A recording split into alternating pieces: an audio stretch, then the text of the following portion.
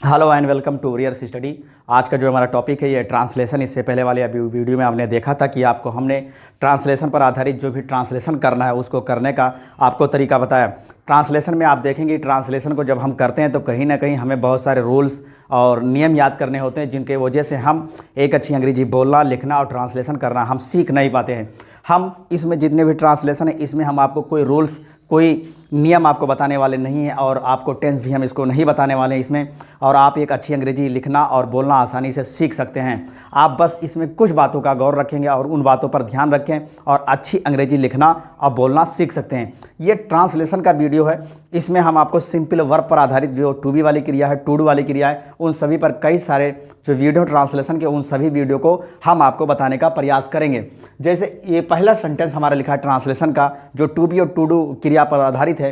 ये पहला सेंटेंस लिखा है, इसमें कह रहा है कि इस देश में रहने के लिए सब लोग विदेश से आते थे। अब ये ध्यान दीजिए, ये सेंटेंस लिखा हुआ है। अब आपसे अगर पूछा जाए कि ये कौन सा वर्ब है या क्या चीज़ है, हम इसको ट्रांसलेट कैसे करें या कौन सा रूल्स लगाएं आपको इसको ट्रांसलेट करने के, तो मैं आपसे कहूँगा कि आप कोई भी रूल्स ना लगाएं। इससे इन सभी को ट्रांसलेट करने के लिए या इनसे भी कठिन ट्रांसलेशन करने के लिए आप जो भी आपका प्लेलिस्ट है या जो भी हमारा प्लेलिस्ट है चैनल का, उसमें जाकर प्लेलिस्ट में जो भी इंग्लिश के जो भी वीडियो पड़े हुए हैं उन सभी को वीडियो को देख लें, ताकि इन सभी को ट्रांसलेशन करना आपको आसानी से आ जाए। जैसे पहला लिखा हुआ है कि इस देश में रहने के लिए, अब ध्यान दीजिए यहाँ से लेकर इस देश में रहने के लिए ये पूरा आईसी लिखा हुआ है। अब ये आईसी क्या चीज़ है? Infinitive class. इन्फिनेटिव क्लास क्या चीज़ है ये हमने पहले वीडियो में बता चुका है। उस वीडियो को आप देखने का प्रयास करें।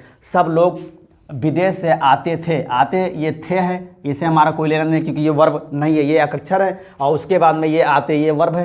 कौन आते? सब लोग, ये सब्जेक्ट हो गया। और सब्जेक्ट से चिपक कर एक बात लिखा है जिसको हम क्लेड वर्ड कहते हैं, जो प्रीपोजिशन वाला है। ये पूरा का हिस्सा वर्ब के बाद चला जाएगा। बाकी जो जहाँ है उसको वहाँ पर ट्रांसलेट करना चले। आपको पता है कि इन्फिनेटिव क्लास पहले इन्फिनेटिव आता है, उसके बाद में क्लास आता है। क्लास बेयर वर्ड होते हैं या क्लेड वर्ड होते हैं। तो इस देश में रहने के लिए अंग्रेजी होगा to live in this country. ये बना आपका इस देश में रहने के लिए, ये बना to live in this country, क्योंकि रहने के लिए की अंग्रेजी पहले हो जाएगी और इस देश में की अंग्रेजी बाद में हो जाएगी। तो बनेगा to live in this country. और उसके बाद में ऑल पीपुल और आते थे। अब ध्यान दीजिए, जब भी आप वर्ब लिखेंगे तो वर्ब में तीन कंडीशन आप चेक करेंगे: काम का जारी होना, काम का खत्म होना या दोनों ना होना। जब भी आप वर्ब लिखेंगे, वर्ब के पास पहुंचेंगे, हाथ थागा से ठीक पहले वर्ब का स्थान होता है। जरूरी नहीं कि हर सेंटेंस में हाथ थागा मौजूद ही वो हो भी सकता है और ना भी हो सकता है। ठीक, तो इसको हम चेक करेंगे कि काम जारी है, खत्म है या दोनों नहीं। तो आते से आपको क्या लगता है कि काम या ना तो जारी है, ना तो ये जारी है और ना तो ये खत्म है, ये दोनों नहीं है। तो ये अगर दोनों नहीं है तो आपको पता है प्रेजेंट वर्ब से लिखा जाएगा। जब काम ना जारी हो ना खत्म हो तब वो प्रेजेंट वर्ब से लिखा जाता है। और जब काम खत्म हो, पास्ट में अगर हा से खत्म है, काम खत्म है हा के साथ, था के साथ, तो आपको पता है कि टू बी की परफेक्ट वाली क्रिया और प्लस पास्ट पार्टिसिपल से लिखा जाता है। अगर काम जारी हो तो टू बी वाली क्रिया जो is am are was were है उसके साथ प्रेजेंट पार्टिसिपल के साथ लिखा जाता है। और अगर काम खत्म है बिना हा या था के, और तो उसको हम पास्ट वर्ब से लिखते हैं। तो इसके ध्यान दीजिए, काम वर्ब से नहीं खत्म है, इसमें था से खत्म है। और जब काम आते रहेगा तो ये भी आपका पता है कि ये पास्ट वर्ब से लिखा जाएगा। काम दो तरीके से खत्म होता है, या तो आपका वर्ब के साथ खत्म होगा और या तो आपका था के साथ खत्म होगा या तो आपका वर्ब के साथ खत्म होगा। तो आते की अंग्रेजी होगा ऑल पीपुल केम, ये हो जाएगा, ये पूरा वर्ब के बाद चला जाएगा तो from foreign.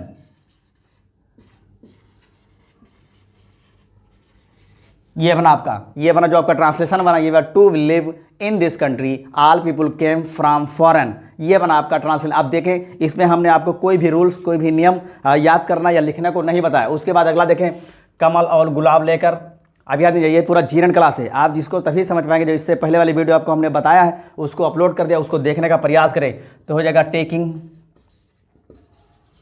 Taking lotus and रोज। ये बना आपका टेकिंग लोटस एंड रोज।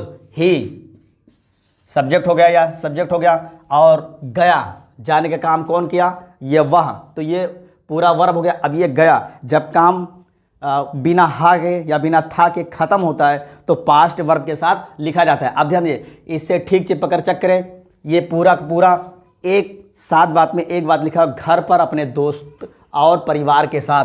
ये ध्यान दीजिए, पूरा का पूरा ये एंड क्लास लिखा हुआ है, ये पूरा पूरा एंड क्लास लिखा। जब ये एंड क्लास लिखा तो ये पूरा वर्ब के बाद चला जाएगा, तो ही, और उसके बाद में वेंट, फिर उसमें मैं घर पर अपने दोस्त के साथ, तो ही, हिज फ्रेंड। ध्यान दीजिए, इसमें इस वाले सेंटेंस को यहाँ से यहाँ तक देखें, अपने दोस्त, घर पर अपने दोस्त के साथ, तो आपको पता है जब घर पर अपने दोस्त के साथ तो इसमें बेयर वर्ड पहले, जो प्रीपोजिशन जिसमें लगा उसको पहले लिखेंगे और जिसमें प्रीपोजिशन लगा है उसको बाद में लिखेंगे। तो इसके लिए हम इसको अपने दोस्त के साथ तो हिज फ्रेंड, और उसके बाद हो जाएगा eight house,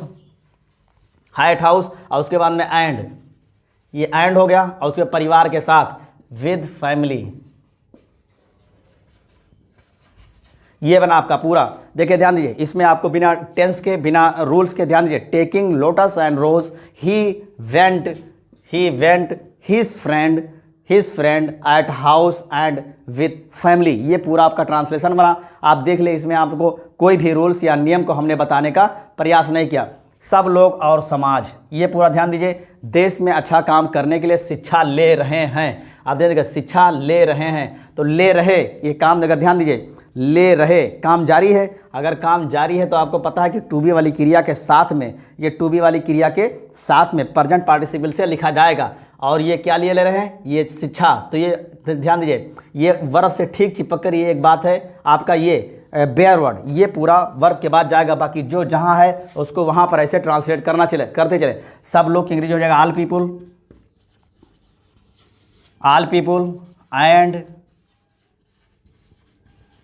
all people and society, देश में अच्छा काम करने के लिए। ध्यान दीजिए, इन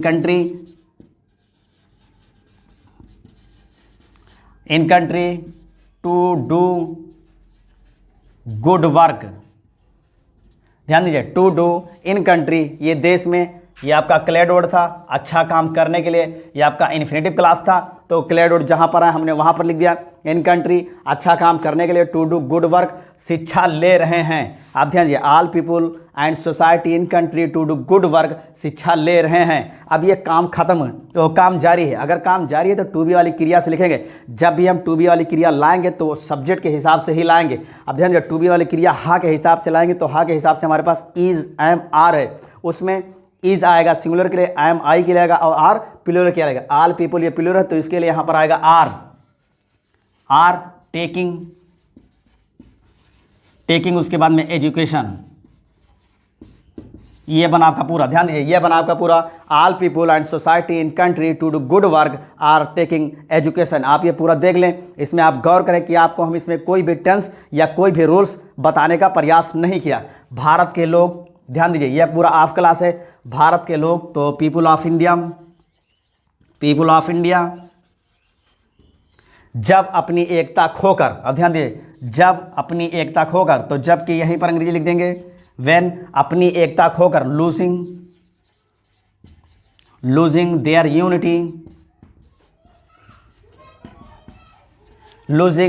यूनिटी, एक दूसरे के लिए झगड़ा करते हुए हैं। आपको पता है जब किसी क्रिया में हुआ या हुए लग जाता है तो क्रिया नहीं रह जाती, वह प्रेजेंट पार्टिसिपल या पास्ट पार्टिसिपल बन जाता है। जब प्रेजेंट पार्टिसिपल या पास्ट पार्टिसिपल बन जाता है, अगर लास्ट में हा था गा मौजूद है तो उसमें हम टू बी वाली क्रिया को लेकर ही हम प्रेजेंट पार्टिसिपल और पास्ट पार्टिसिपल लिखेंगे, क्योंकि प्रेजेंट पार्टिसिपल और पास्ट पार्टिसिपल ये वर्ब नहीं होता है। इसके लिए एक दूसरे के लिए और झगड़ा करते हुए हैं, तो इधर झगड़ा करते हुए, तो ध्यान दीजिए, people of India when losing their unity are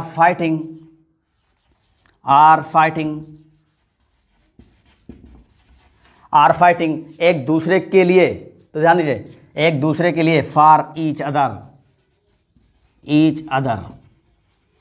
ये बना आपका पूरा, people of India when losing their unity are fighting for each other. आप ध्यान दीजिए, इसमें हम आपको कोई भी टेंस या कोई भी रूल्स आपको बताने का प्रयास नहीं किया।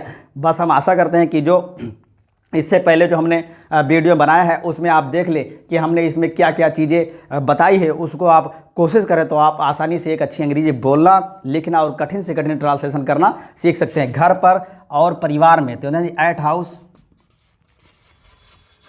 इन, एंड हो जाएगा, ये पूरा ध्यान दीजिए। घर पर और परिवार में, ये पूरा पूरा एंड क्लास लिखा हुआ है। सब लोग गांव वालों के पास जाकर ज़मीन लेने के लिए गए हुए होंगे। अब ध्यान दीजिए, इसमें भी हुआ लग गया क्योंकि ये वर्ब नहीं रह गया, तो वर्ब नहीं रहेगा, तो ये वर्ब नहीं है। अगर ये वर्ब नहीं है तो हम इसके हिसाब से टू बी वाली क्रिया लाएंगे और उसके बाद में हम प्रेजेंट पार्टिसिपल या पास्ट पार्टिसिपल और लास्ट में गा है, तो इसके लिए हम विल या सेल लेकर आएंगे, विल या सेल लेकर आएंगे। तो ध्यान दीजिए, अब ये सब लोग गांव वालों के पास जाकर ज़मीन लेने के लिए गए हुए होंगे। कौन गए होंगे? ये सब लोग। ये पूरा सब्जेक्ट हो गया, गांव वालों के पास जाकर। अब ये पूरा ध्यान दीजिए, ये जीरेंट क्लास हो गया और ज़मीन लेने के लिए ये पूरा का पूरा इन्फिनेटिव क्लास हो गया और गए हुए होंगे, तो ये गए होंगे वर्ब नहीं है। अब इसको हम ट्रांसलेट करते चलें, ये पूरा हिस्सा वर्ब के बाद जाएगा, बाकी जो जहाँ है वहाँ पर उसको हम ट्रांसलेट करते चलें। तो ऑल पीपुल हो जाएगा इसका, ऑल पीपुल गांव वालों के पास जाकर, तो ये हो जाएगा going to villagers, at house and in family. यहाँ पर इन फैमिली भी लिख ले, in family, at house and in family all people going to villagers. अब ध्यान दीजिए, ज़मीन लेने के लिए गए हुए होंगे, तो ये पूरा ज़मीन लेने के लिए वर्ब के बाद चला जाएगा। अब सबसे पहले हम गा की अंग्रेजी लिखेंगे, तो गा के लिए लिखेंगे सैल, उसके बाद में गए, सैल के बाद में गए हुए। अब ये काम खत्म है, गए हुए काम खत्म है, लेकिन गा के साथ और हुए लगा तो ये वर्ब नहीं रहेगा। जब ये काम खत्म है तो याद रखें, काम खत्म है हाथ हगा के साथ, तो ये पास्ट पार्टिसिपल के साथ लिखा जाएगा। और यहाँ पर आ गया सैल, तो सैल के बाद में यहाँ आएगा फिर हैव।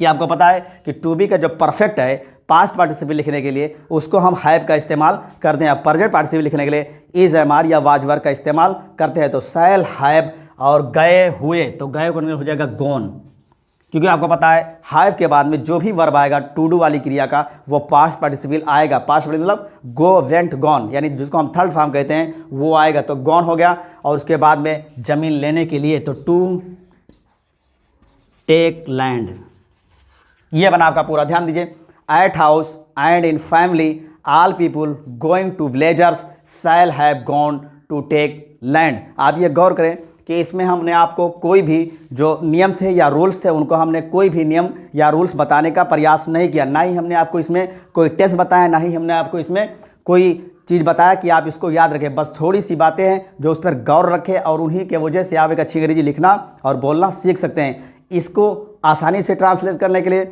या और भी किसी ट्रांसलेट को करने के लिए आप इससे पहले वाली जितने भी हमारे वीडियो हैं इंग्लिश के उन सभी को देखने का प्रयास करें। हमारा मकसद है कि आपको एक अंग्रेजी लिखना और बोलना सिखा सकें। हम आशा करते हैं कि आपको वीडियो पसंद होगा। और हाँ, अगर कोई इंटरेस्टेड है अंग्रेजी कन्वर्सेशन के लिए यानी इंग्लिश कन्वर्सेशन के लिए, तो हमने अपने चैनल पर जीमेल आईडी दे दिया है, उस पर आप कांटेक्ट करें कि इंग्लिश कन्वर्सेशन कैसे किया जाए, इंग्लिश में क्या बोलते हैं, कैसे बोलते हैं, उसका जानकारी आपको मिल सके। हमने आपको चैनल पे अपना जीमेल आईडी दे, उससे हमें कांटेक्ट कर सकते हैं। तो आशा करते हैं कि आपको ये वीडियो पसंद आएगा। पसंद है तो लाइक, शेयर, सब्सक्राइब जरूर करें और अपने दोस्तों को भी शेयर करें ताकि इसका फ़ायदा सभी को मिल सके। और वीडियो में थैंक यू।